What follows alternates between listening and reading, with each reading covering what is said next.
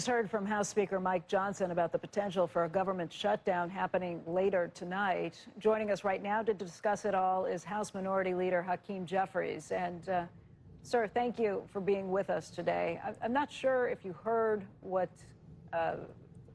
Leader Johnson had to say on some of these issues, but if you didn't, I'll kind of give it back to you. He said that this is a clean, continuing resolution that's been put forth. It's the same thing that the Democrats voted for 13 times under Biden. That this would keep the House open, you could continue, would keep the government open, you could continue to negotiate, and he said that this is being done for pure politics, for Chuck Schumer's backside, I think were his exact words on this. Would you care to respond to that, sir? Well, that's all a lie. It's not a clean, continuing resolution.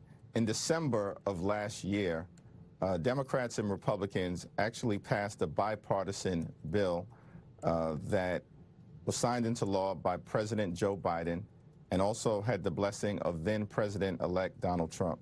That is the actual baseline of a bipartisan agreement. What the Republicans are attempting to continue at this point in time is a March partisan Republican spending bill that Democrats in the House of Representatives overwhelmingly rejected because we viewed it as an attack on veterans, an attack on child care, an attack on housing affordability, and an attack on the health care of the American people. It's not a bipartisan spending agreement. It was a Trump partisan spending agreement. And we've been very clear as Democrats that we are ready, willing, and able to try to find a bipartisan path forward to reach a spending agreement that actually meets the needs of the American people in terms of their health, their safety, and their economic well-being, particularly in an environment where the cost of living in this country is already too high, America is too expensive, and Republicans haven't lowered costs. Costs are increasing. But we will not support a partisan Republican spending bill that continues to gut the health care of the American people. He said on the health care front that there is room for negotiation with the ACA, but he said that that deadline is not until December 31st, when the existing tax benefits would fall off. He says that that should be negotiated separately and that they won't do it while there's a shutdown of the government. He also went on to say that this is in writing and from the Democrats, that they want health care for illegal immigrants to be part of this.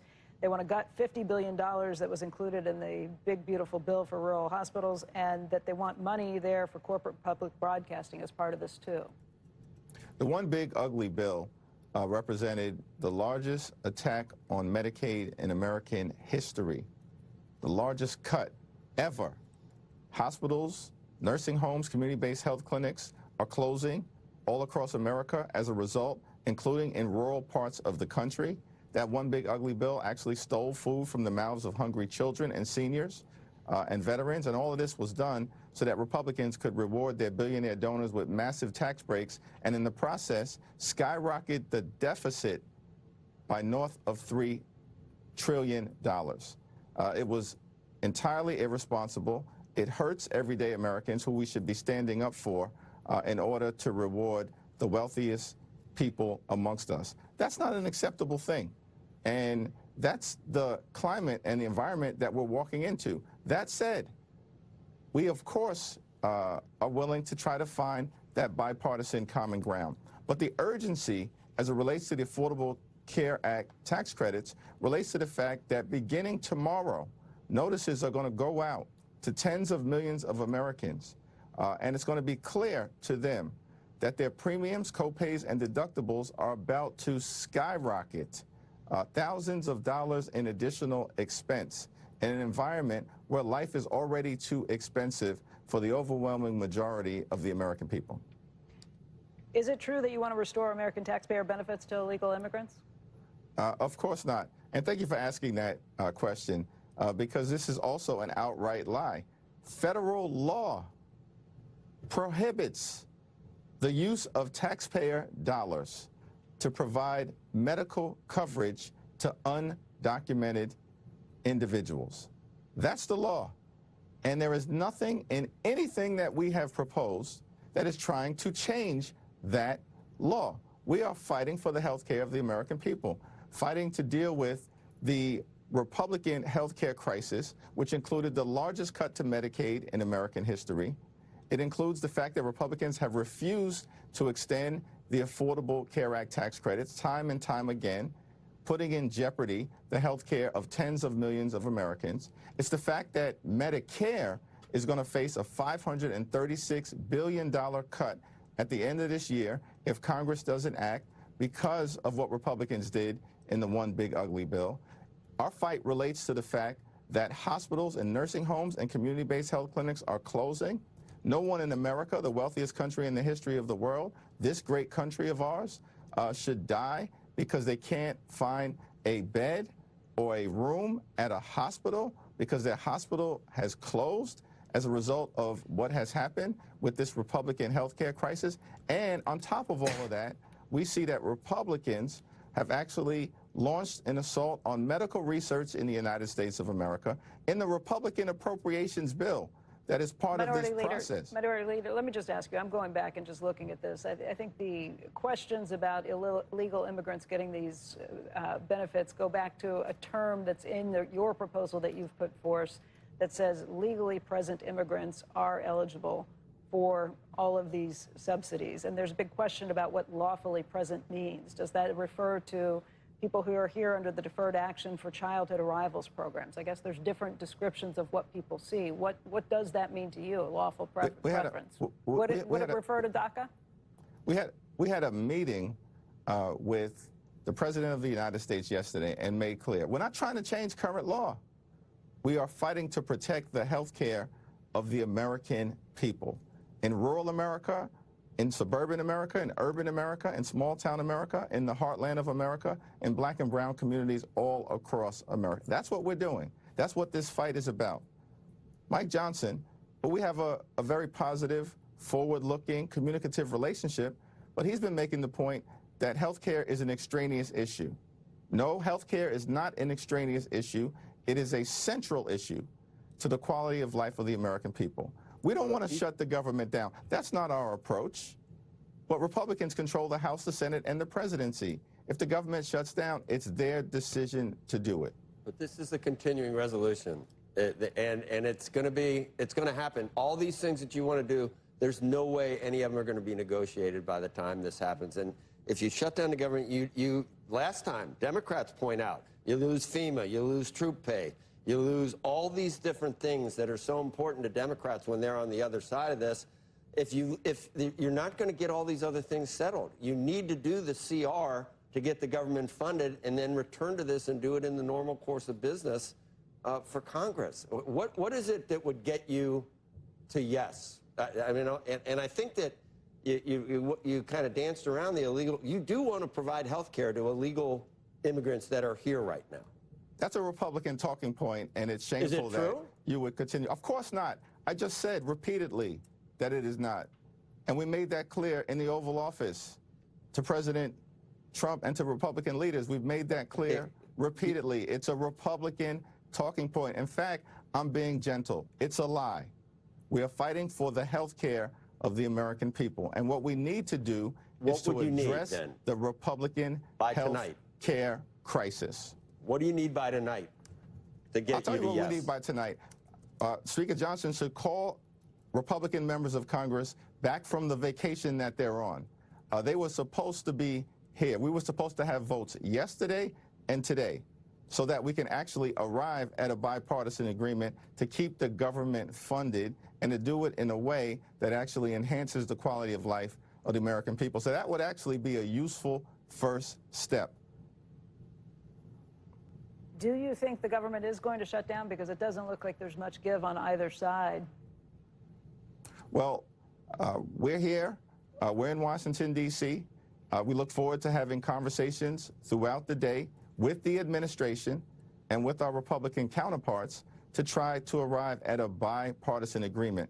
But what we're not going to do is be part of essentially a my way or the highway approach. In other words, that Republicans simply say, our view of the country is that we're going to continue to assault the health care of the American people, and Democrats, you should just go along with it. And our view is no, actually, we're not going to support a partisan Republican spending bill that continues to gut the health care of the American people. There was some big pushback from the Progressive Caucus in the House yesterday when Chuck Schumer floated the idea of, a way around this, a way to say, okay, we could start the Democratic shutdown, but then we could make sure we pass some bills to allow much of the government funding to continue. How much pushback do you get from the Progressive Caucus in the House, and what are they telling you at this point? Are they the ones who are kind of driving things? We had a House Democratic Caucus meeting yesterday, and we are completely unified in defense of protecting the health care of the American people and fighting to lower the high cost of living. Donald Trump and Republicans promised to lower costs on day one. But costs aren't going down, they're going up. The Trump tariffs are adding thousands of dollars in additional expense to everyday Americans. Electricity bills are going up. Housing costs continue to go up. Grocery bills are going up. And of course, health care premiums, co-pays, and deductibles are about to skyrocket. Millions of Americans in this country actually are going to confront medical bankruptcy. Our view is that is not acceptable. And so I think what Leader Schumer said yesterday at our joint press conference, he was very clear that a short-term continuing resolution that differs in any way from what Democrats have proposed, which was legislation that was introduced and actually secured more votes in the Senate about a week ago than the partisan Republican proposal, that is our starting point in terms of any conversation as it relates to making sure we fund the government in an enlightened way that makes sense for everyday Americans, for business, for industry, for the economy. Yesterday, sir, in the caucus that you're referring to, I think the shouts were heard outside the doors of hell no. Does that tell you the resolve? Should we read into that there is no way you were going to go ahead with this and we should buckle up and prepare for a long government shutdown? We have a little over 12 hours or so before midnight. I think what would be helpful is if Republicans in the House of Representatives actually return for duty here in the Congress, so that if we reached an agreement, we could actually pass an agreement, as opposed to Republicans being on vacation all across the country and the world. That makes no sense to me. It never did. And it's an indication that I think House Republicans actually are the ones who want to shut the government down. Minority Leader, while we have you here, and I know you're busy working on keeping the government open, hopefully, but a question here in New York, we're all very curious. Do you plan to endorse the Democratic frontrunner at this point? I know there's been some reporting that you're in talks to do something like that. Well, I issued a statement on Sunday, I believe it was, in connection with the decision by Mayor Eric Adams not to seek re-election. He's someone that I've known for over 25 years. He's had a long journey in public service. Actually, Mayor Adams and I started our careers at the same time, him in the state Senate and myself in the state Assembly. And I respect his contributions to the city of New York, his contributions as mayor, and of course before that as state senator, and perhaps even most importantly, as someone who wore the uniform to protect and serve. I also indicated in that statement that I'm focused right now, laser-like, on avoiding a government shutdown and making sure we address the Republican health care crisis, and that I would have more to say about the mayor's race and the remaining candidates sometime soon. Okay, well, come on back, and hopefully we'll get a chance to talk about that as well. We wish you luck over the next 12 hours, and we can all, cross our fingers. Thank you. Thanks.